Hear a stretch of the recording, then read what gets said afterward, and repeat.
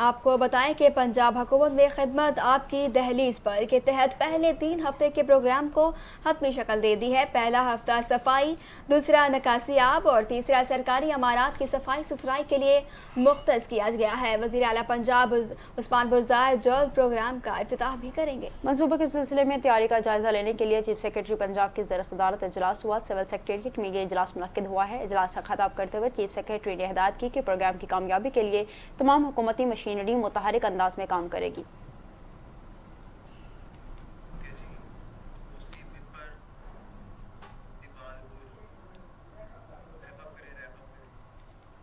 آپ کو بتائیں کہ کہاں میں اجلاس ہوا ہے۔ صوبے کے سلسلے میں تیار کردہ چیزوں کے حوالے سے پنجاب حکومت نے خدمت آپ کی دہلیز پر کے تحت 3 ہفتوں کے پروگرام کو حتمی شکل بھی دے دی ہے۔